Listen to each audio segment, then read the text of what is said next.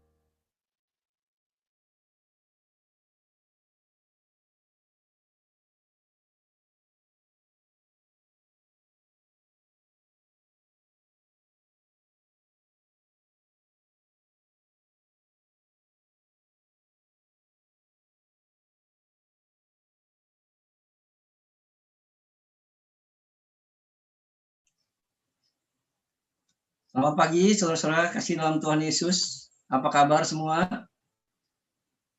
Ya, tentunya bahagia bersama Tuhan ya, karena kita sudah memiliki hidup yang kekal.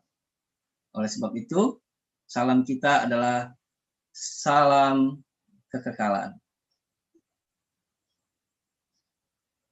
Diselamatkan, dikuduskan, dan dimuliakan. Inilah hidup kita. Amin, saudara. Kita akan memulai makin dekat dengan Tuhan, kita berdoa.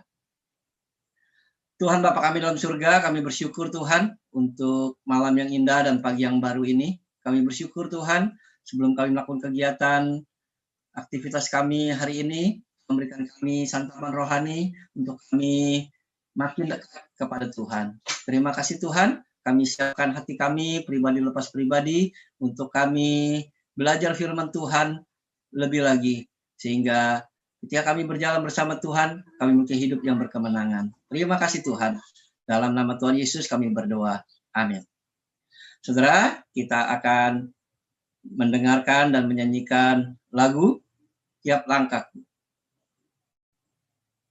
Biarlah pujian ini membuat kita bersemangat menjalani hari ini ke depan. Tiap langkah.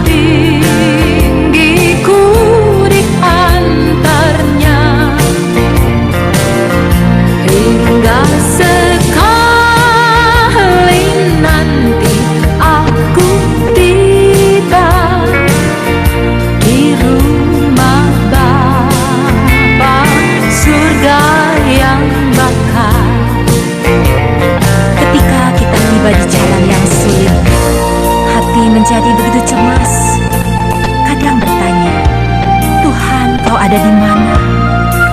Padahal dia ada begitu dekat, siap selalu menuntun langkah kita.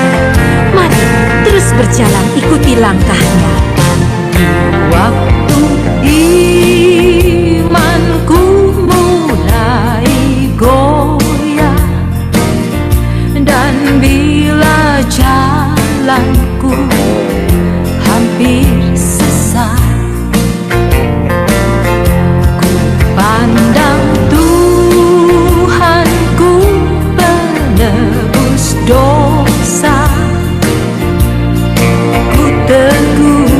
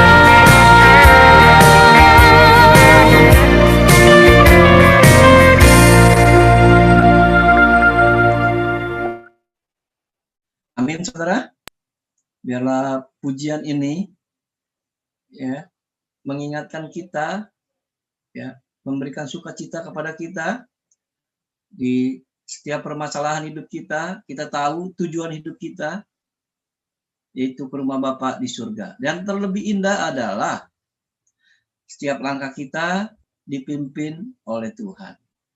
Amin. Nah, saudara, tema kita hari ini adalah Allah menghormati pilihan kita, yang diambil dari Yesaya 53 ayat 6. Saudara, dalam hidup ini banyak orang ingin dihormati, saudara. Dan berbagai macam cara mereka lakukan untuk supaya bisa dihormati sama orang. Melakukan kebaikan, ya, mau menonjolkan kehebatannya, kepintarannya, ya, supaya dihormati, menunjukkan kuasanya, itu saudara. Tapi penghormatan manusia itu hanya saat ini saja, saudara, tidak sampai kekekalan. Tapi ketika Allah menghormati pilihan kita, indah sekali, saudara, yang kita akan pelajari hari ini. Ketika bicara Yesaya 53, itu bicara adalah nubuat tentang Mesias, saudara. Yang kita tahu sekarang bahwa Mesias itu adalah Tuhan Yesus. Nah, nubuatan ini, saudara, bisa diartikan banyak arti, saudara. Dan kalau kita lihat, ya, nubuatan Yesaya 53 ini, ya, ada dua pandangan, saudara. Ya, siapa pelayan yang menderita itu, saudara? Yang kita imani, yang saya percaya bahwa itu adalah Tuhan Yesus, Mesias, Juru Selamat kita.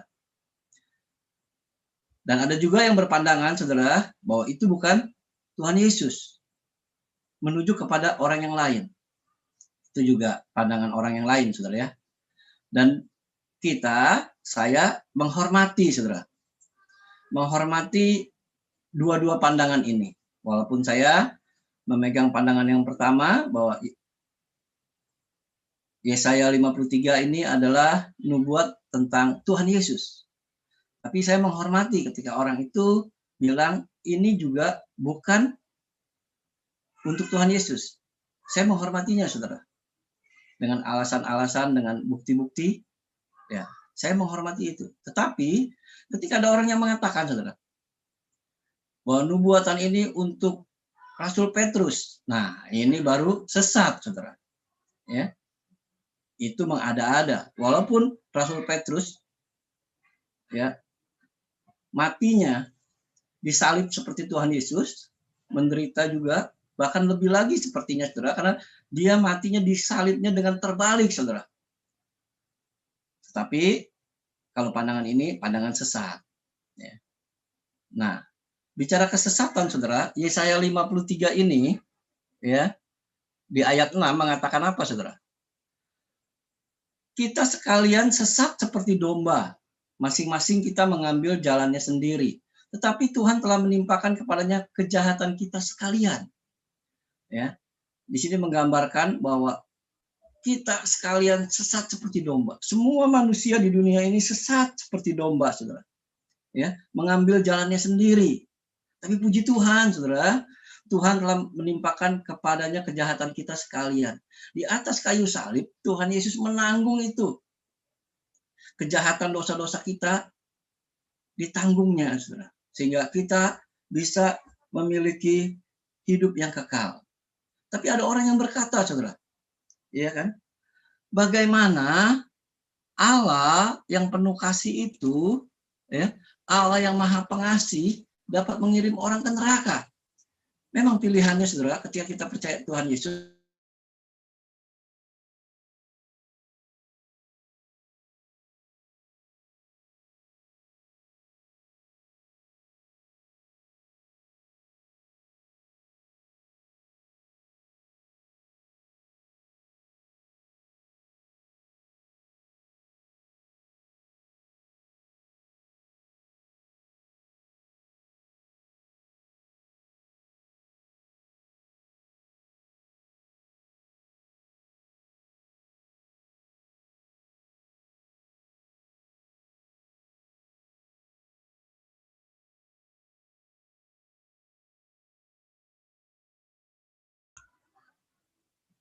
semua Tuhan ya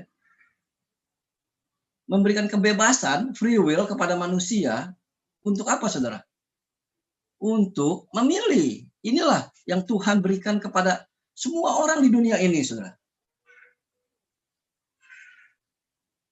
Saya share screen lagi ya. Tadi sempat terputus.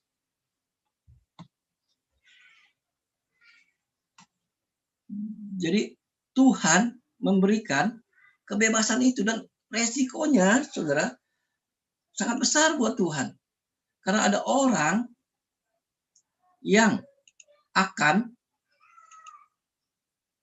ke neraka, saudara. Jadi ketika Allah melakukan ini, saudara, itu menyatakan kasih Allah yang besar juga kepada setiap orang.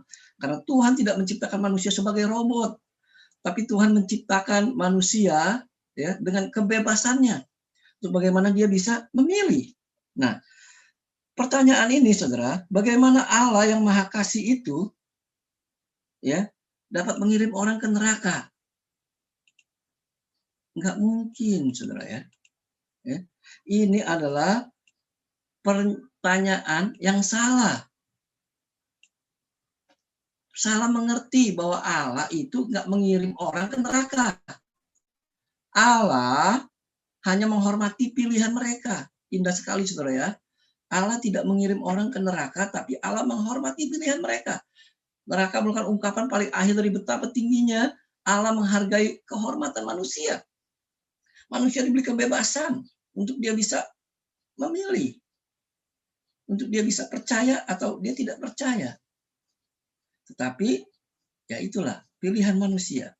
Ya. Yang kedua, saudara, ya adalah apa, saudara?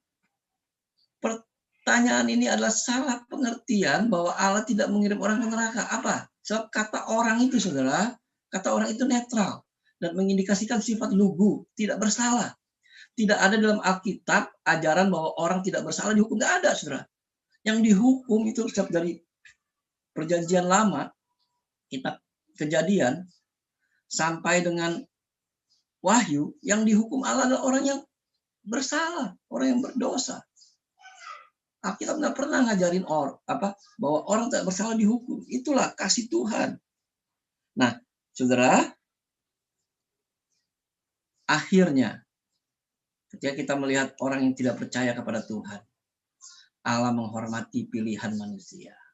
Allah tidak mengirim orang ke neraka. Yang pergi ke neraka adalah pendosa, orang yang berdosa, yang memilih untuk tidak percaya kepada Tuhan Yesus sebagai Tuhan dan Juru Selamat. Indahnya kasih Allah itu, saudara. Buat orang yang tidak percaya, Allah menghormati pilihan manusia itu. Dan lebih indah lagi, saudara, ketika ya kita yang percaya, saudara, ya hidup setiap orang percaya. Ketika kita memilih Tuhan Yesus sebagai Tuhan dan Juru Selamat, maka apa yang terjadi dalam hidup kita, saudara? Yang pertama, kita memiliki karis. Apa itu karis? Itu kasih karunia, anugerah keselamatan. Ya, hidup kekal itu tidak bisa manusia capai dengan apapun juga. Dengan perbuatan baik tidak bisa. Dengan melakukan hal-hal positif juga tidak bisa. Tapi seperti menjangkau bintang di langit, gimana kita mau ambil? Nggak bisa.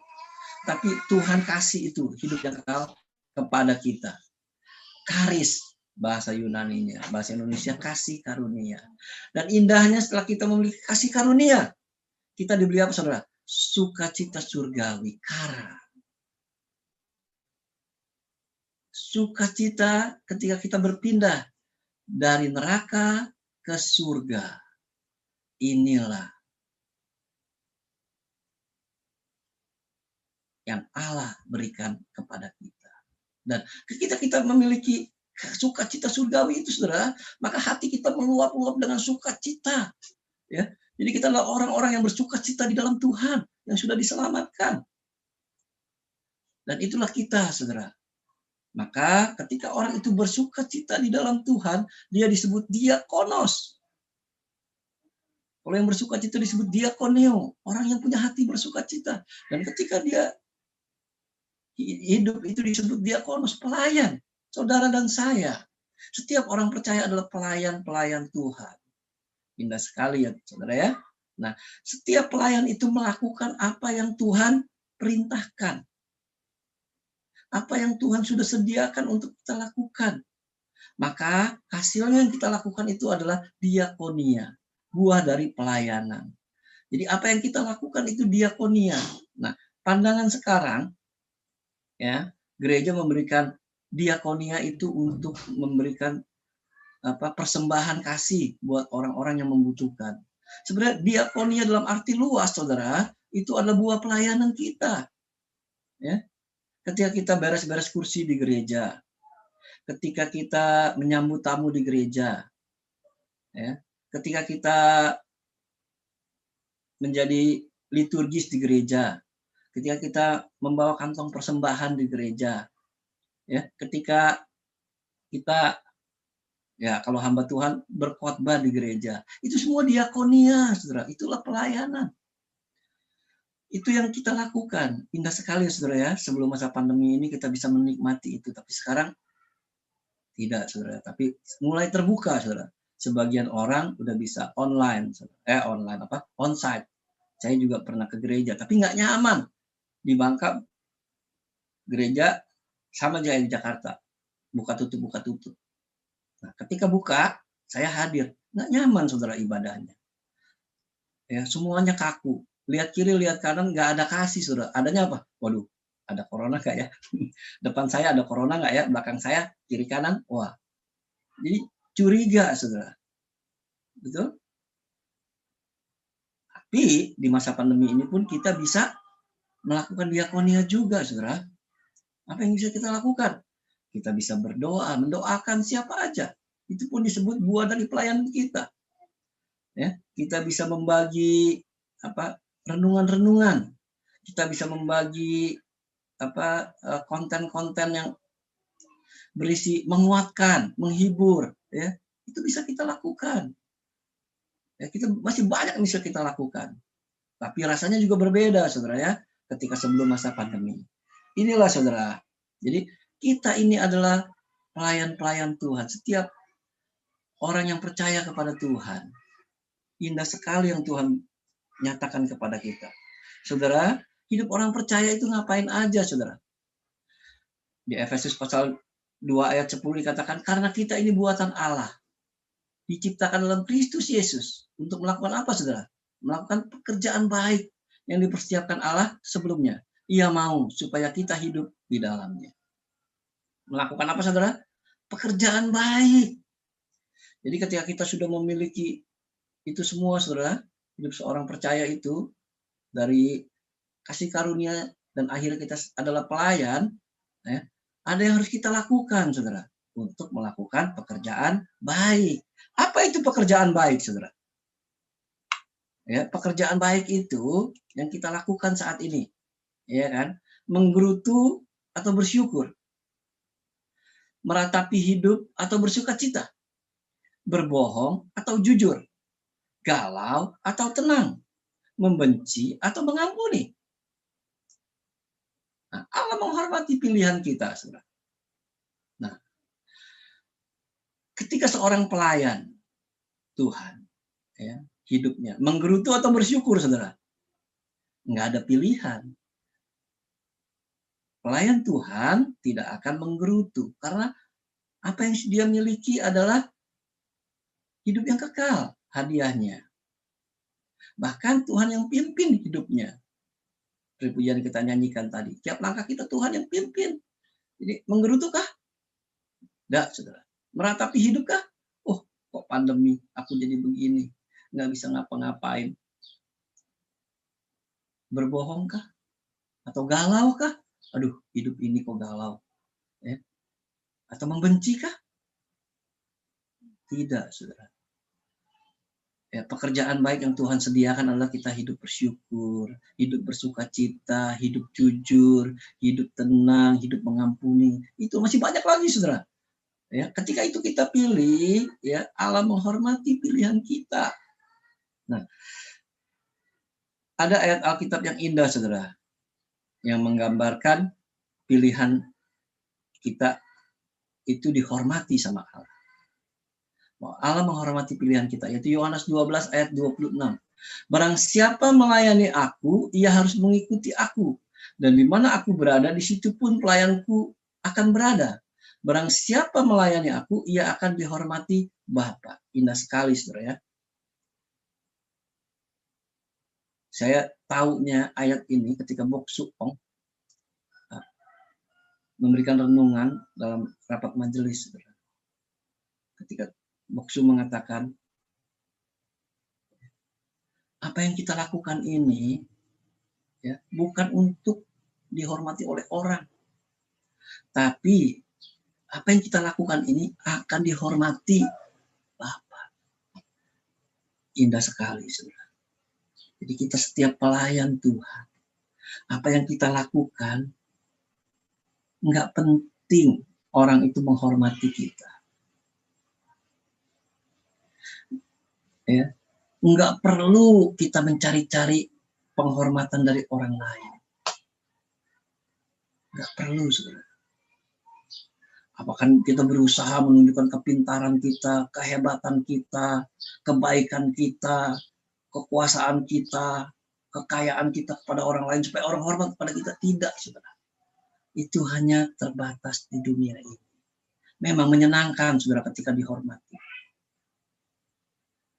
Tetapi, saudara, itu hanya sementara.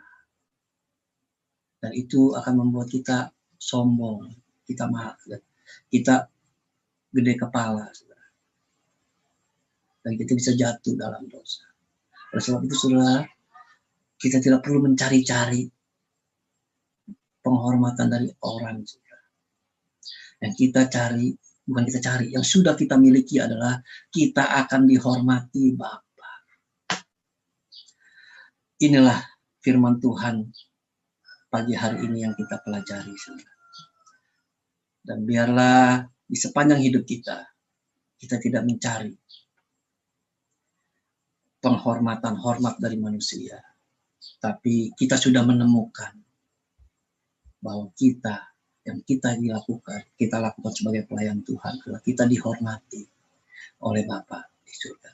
Dan sampai akhirnya nanti ketika kita ketemu di surga ada perumpamaan tentang pelayan Tuhan, saudara. 5 talenta, 2 talenta, 1 talenta. Masuklah hambaku yang setia. Hiduplah dalam kebahagiaan Tuhan. Inilah tujuan hidup kita, saudara. Kita adalah pelayan Tuhan, kita nanti akan dihormati oleh Bapa. Amin. Saudara, kita akan menyanyikan satu pujian kembali. Dalam pujian ini menguatkan kita untuk kita menjalani hidup hari-hari ini, hidup yang sulit, hidup yang ya enggak sulit, dibilang sulit, dibilang nggak sulit, saudara ya. Dibilang sulit, kita tidak bisa ke gereja, kita tidak bisa deket-deket, ketemu orang, ya kan. Dibilang nggak sulit ya, kita diam aja di rumah. Dan kita bisa melakukan apapun juga. Kita nyanyikan Ku Tahu Hari Esok.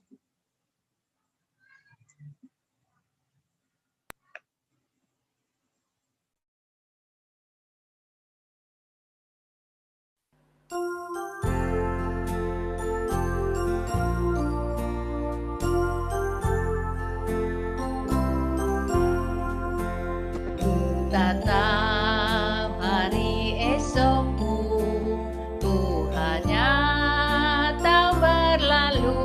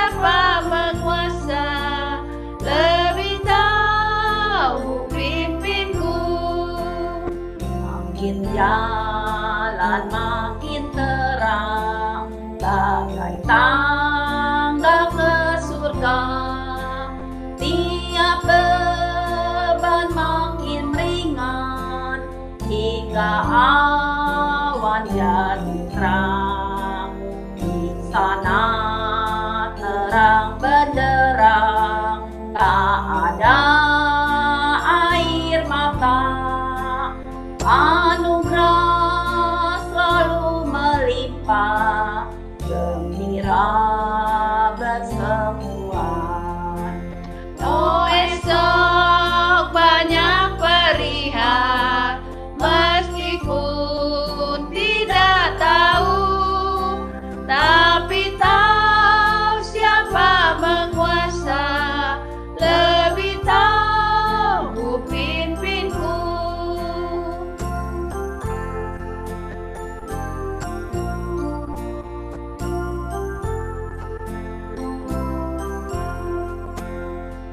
Tak tahu hari esokmu, mungkinlah kekurangan, tapi yang peliharakan selalu di sisimu. Mungkin ku harus berjalan melalui adan api, tapi berjalan dulu, darahnya melindungi. Oh, esok banyak perihan, meskipun tidak tahu, tapi tahu siapa menguasa, lebih tahu pimpinku. Tapi tahu siapa menguasa, lebih tahu pimpinku.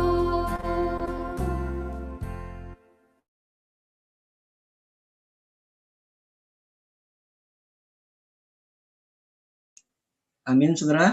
Biarlah firman Tuhan dan pujian yang kami dengar, yang kita dengar, ini memuatkan kita hari ini, sepanjang hari ini kita melakukan kegiatan kita, aktivitas kita masing-masing. Kita tahu bahwa kita adalah pelayan Tuhan, dan kita tahu nanti kita bertemu Tuhan di surga.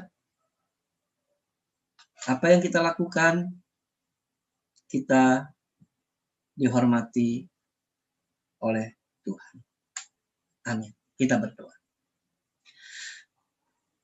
Tuhan Bapa kami dalam surga, kami bersyukur Tuhan untuk pagi hari ini. Kami sudah belajar firman-Mu, kami sudah menaikkan pujian kepadamu. Biarlah semuanya ini menjadi satu yang indah di hadapan Tuhan dan menjadi berkat buat kami semua. Terima kasih Tuhan, kami akan melakukan kegiatan kami, aktivitas ke depan. Tuhan pimpin kami, Tuhan sertai kami, untuk kami terus menjadi berkat, karena kami tahu Tuhan yang sudah memberkati kami.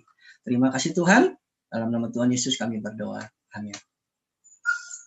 Ya, baik saudara, sampai berjumpa lagi di dalam kegiatan acara makin dekat Tuhan di minggu yang akan datang.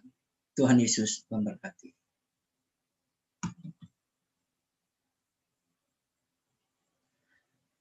Ya, selamat pagi semua. Tuhan berkati.